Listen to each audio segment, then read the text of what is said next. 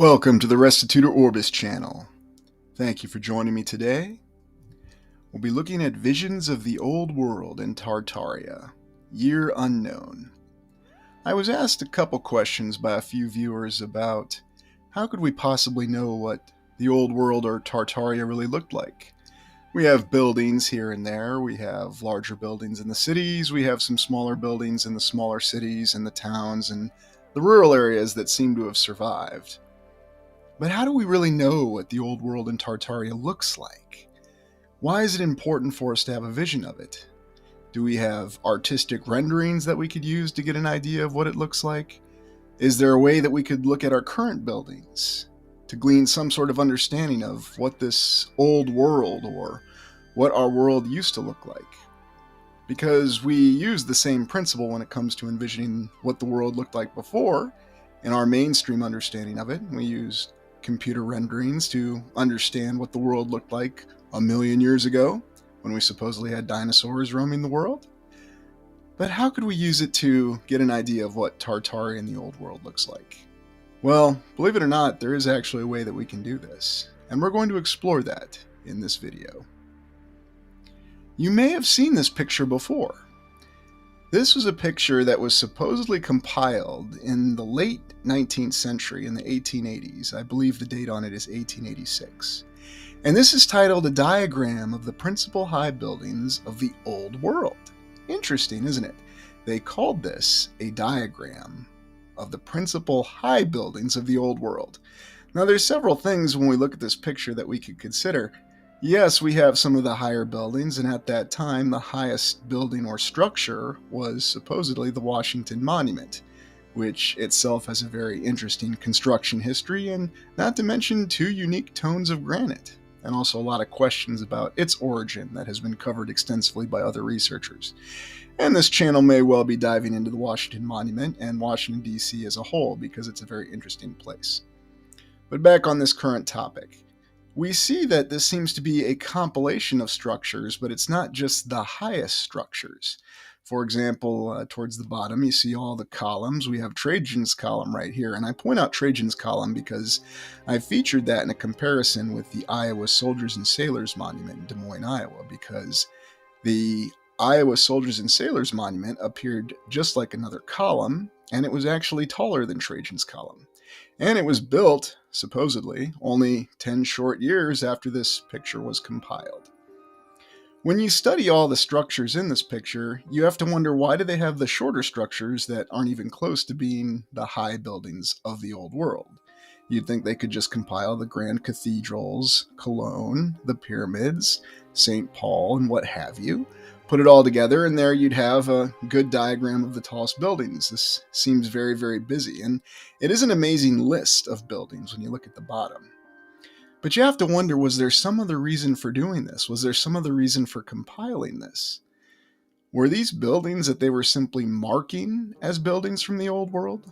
Were these buildings already in existence, and all the buildings that were already in existence but didn't make this fine list and weren't depicted on it, those were the buildings that were not going to be of the old world, if you follow that theory? It's something very interesting to think about, because we have to put it in context.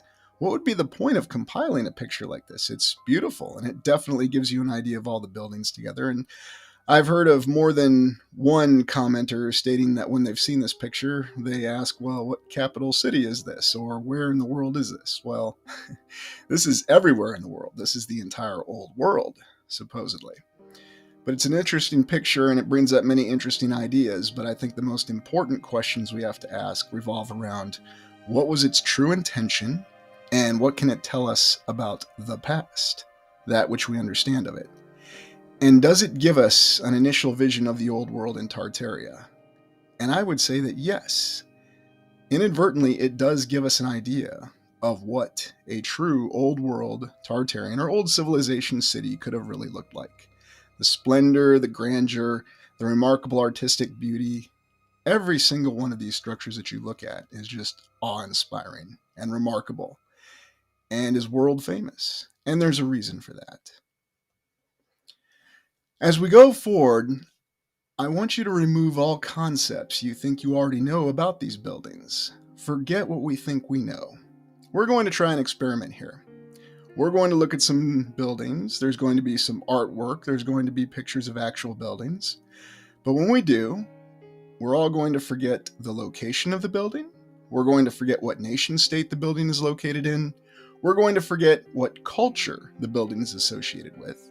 We are definitely going to forget the history, the story behind the building. And then we're also going to forget the construction techniques. We are going to let go of all that we already know so that we can look at these buildings as objectively as possible. Now, don't consider where this picture is taken from. Just consider what you see. Look at the structures that you see. Look at the layout of the landscape. Does this bear a striking resemblance to the picture that you saw at the start of the video, the title picture? And if it does, why is that? When you look at these buildings, what do they tell you? Do these just look like industrial buildings that were thrown up to facilitate some sort of action? Or was there something much deeper, especially where you look at where the water is flowing out? And don't think about where this is, just think about what you see. Only focus on what you see, focus on how the buildings look, and focus on the functionality of this scene that you see. And try to ask yourself, what's really being depicted here? What does this show? What can I learn as fact just by looking at this picture? What did the smokestack say? What did the height of the buildings say? What did the general layout and design of the buildings indicate? These buildings may not be all that impressive, and we could even say that some of these buildings look more like our modern buildings. But even in these buildings, I think we can see a little bit more, just in terms of the terrain that they're constructed on and what function they actually serve. Now going back to this compiled picture that I had from the Why Do We Call It Tartaria presentation earlier in the week. You look at all of these buildings, and now we're completely forgetting where they're located because it's irrelevant. Just look at the beauty and look at the similarities in each of the buildings. How they use arches, columns, pillars, and domes. Think about what that tells you about these buildings.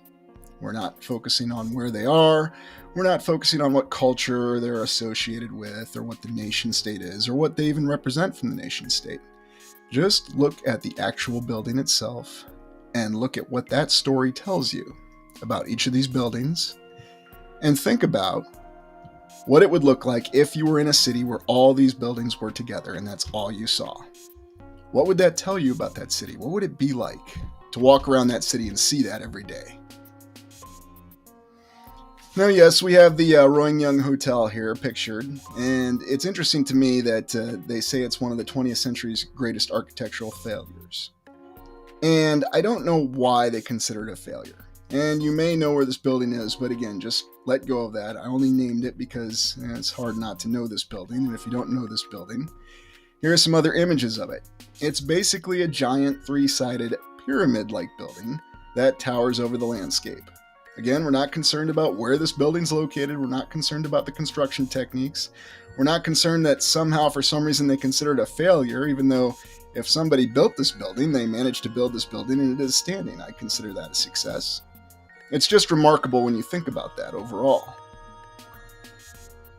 Now let's look at some pictures of what's called the steampunk era, or the steampunk genre. These are renderings, pictures, artwork. But do some of these pictures look like they could be real? Do some of these structures look like they could have existed? We do see some overlap with some of the domes and the use of columns and pillars. Now, a lot of people just say, well, this is fantasy and this doesn't reflect reality. But everything is derived from a concept, and a concept comes from the mind. And I believe that our imaginations do have some sort of link to giving us an idea of what our world looked like. We can't exactly explain it in scientific terms. You can consider it more of an intuition. But I know many people that I've talked to who, when they look at steampunk, they get that idea that there's something familiar about it, especially the buildings, especially the architecture. It's quite remarkable. This is actually a picture of Xanarkin from the game Final Fantasy X. I had a commenter who told me a couple of videos ago that they thought that the video games from the Final Fantasy era, the designers seemed to have some sort of understanding or awareness of what the buildings could have looked like. And you see a firsthand example of that here with just the unbelievable beauty and even the advanced technology that's mixed into it, just like it was in the steampunk genre. It's something to consider that buildings could look like this and someone could conceptualize this, and it was beautifully rendered. And remember, this was a video game. Now look at this building, and suddenly you realize, okay, maybe it wasn't so fantastical, because this is a building that really exists that you can really go to and you can actually look at. It exists, and this building seems like it's something from a fantasy. And again, we're not going to talk about what the building actually is, where it's located. If you're curious, you can ask me in the comments and I'll be happy to share with you. But for the purpose of this presentation, just take the building for what it is. Just view it visually. Think about being in a town or a city where these are the only kinds of buildings that you actually see. Now you go back to the steampunk era and you look and you ask yourself, well, wait a minute, okay, yes, this is all pretty. We've got some amazing technology here that just seems almost science fiction, if not out and out science fiction. But look at the buildings and look at the very large areas. And we always ask questions, why do we have some of these buildings, real buildings that we can interface with, that have this kind of space and this kind of terrain? Well, what kind of building would you be talking about where you'd have that kind of space? Well, here's one of them. And again, not going to talk about what building it is, and if you've watched my videos, you know what building it is, and if you want to know, ask me in the comments, but this is an example. Here you have the little doorways. Look at how tall and amazing and cavernous this building is, on both sides, and you ask yourself, well, what could be fitting in it? Could it be made for giants, like some people suggest? Well, can't disprove that. Or could it have been made for very large equipment? That's a possibility as well. And when you see a building like this, it's hard to deny that possibility. Now, here's another rendering on the left that someone would consider fantasy with large giant columns and a dome structure on the top of it. But believe it or not, we do actually have a real life giant column that is over 140 feet tall that stands to this day that you can visit and see. So is this really that fantastical that this could exist? Is this really something beyond the realm of reality? Or is this inspired by something? Or could this even be a latent conscious memory or subconscious memory that suddenly made its way to the consciousness of the artist when they depicted this? And then the same thing with the picture on the right. Yes, it's a drawing, but could it have been real? Could it have existed? Was it possible? I believe that it could have been. Maybe not to that extent, maybe not that exact detail, but many of the inspirations from it you can see all over our current architecture. And then here's another one, and I'll just tell you that this building's a water tower. I'm not going to tell you where it is, and we supposedly have a construction photo with it on the right, but you can make of that what you will and make your own conclusions. It's an amazing building, and it has amazing detail in it. And again, just imagine being in a world where those are the only kind of buildings that you see. Whether you're in a small town or a large city, or whatever means of transportation that you take to move from city to city and town to town. And the Tower of Babel. Why do we always go back to the Tower of Babel? Well, there's a number of reasons. For one, there is a story that this was an amazing structure that was built in the Old World. Now, some will say it was just a biblical story, but there are numerous references to it, and I think that it indicates much more than just a story about why we have different languages, although that's something interesting to think about, and that may warrant a video in and of itself. But nevertheless, the Tower of Babel was a remarkable structure that reached to the sky, and as anyone in architecture design would tell you, you either build a very narrow, tall tower, or you're basically building a large mountain of a building. And that's what this looks like. And the drawing on the left was always fascinating because it depicted many other buildings around the Tower of Babel that were quite amazing themselves, almost as though there was some other reset that occurred, which is why, in the Five Eras theory, we believe that the Tower of Babel and its remarkable structure and building was from the Golden Age, potentially the tail end of it, because it was clear that things were breaking down at that point. And yet, even to this day, we have architects, we have people who will conceptualize remarkable designs, and this is one of the most remarkable designs I've seen conceptualized is the Ultima Tower, something that was supposed to be built or proposed to be built in San Francisco. And it's interesting that the Ultima Tower, and you look at how tall it's supposed to be and how it dwarfs even the tallest structures, not just in height, but also in size. I mean, this is literally a building that is conceptualized to be the size of a mountain. It's remarkable. And you ask yourself, well, why would somebody conceptualize something like this? This is science fiction. This isn't reality. Well, with our current building materials that we know to be available, our glass, our steel, our cement, that doesn't quite work as well as the cement they used in the Pantheon, 2,000 years ago, but just don't ask any questions about that. Just accept it as it is. Just the fact that somebody conceptualized a building like this is remarkable, I think, because there's something within our minds that we somehow seem to have some sort of awareness of or connection to, that we did have amazing structures. And we think about the mountains that we see out there, or if you look at other researchers and their channels and how they propose what Devil's Tower could be. Is it a giant tree stump, or is it an old building? Could be either or, not sure. But there's a lot of illusions that great ridge lines and great piles of granite could potentially be the remains of megastructures, such as this conceptualized Ultima Tower, which was conceptualized in our contemporary era. It's just something interesting to think about, and it does give you yet another idea of what the old world could have looked like. And then, of course, this very interesting artistic drawing of many towers with elaborate features, many columns, many pillars. And again, we may think that this is just simply a work of fantasy or someone's wild imagination, but at the same time, think of all the Capitol buildings we've seen. Think of all the different types of buildings we've seen that show this amount of detail, that just seems so elaborate. And you ask yourself, well, why go to such lengths just for artistic pleasure? Well, the theory is there had to be something more to this with these buildings, that this was functional. Perhaps it was just building in this manner is what enabled these buildings to endure. And who knows how long a lot of these buildings have endured. But the construction techniques that we have not been talking about that were potentially employed had to be something beyond our imagination. Or it was a technology that we don't fully understand now, but we had in the past, something that nobody wants us to think or even consider. And of course, you'll see these old artistic drawings that show you ruins, especially from what we call the Roman Empire, etc. And you'll see it, oh yes, they had ruins even 600-700 years ago, and that's what they looked like. Well, how do we know for sure? And even if we had video footage, even if we had pictures, those could always be questionable as well. And of course, we know in our current era, what exactly do we have? Are we seeing something that's real, or are we seeing something that's generated by a computer program?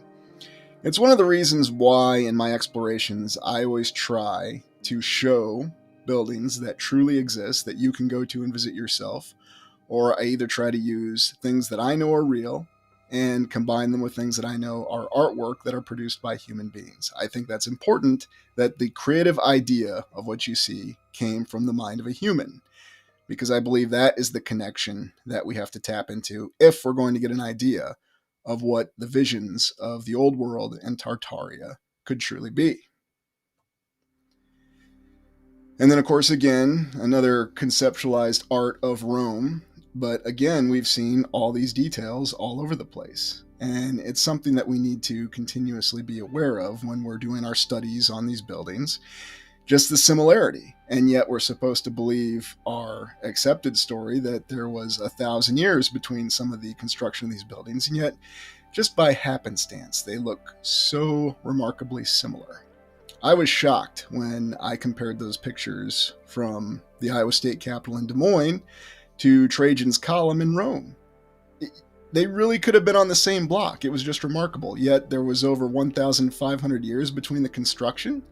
It just didn't make sense, especially with the similarity of appearance. That did not make sense to me, and that does not make sense to me now.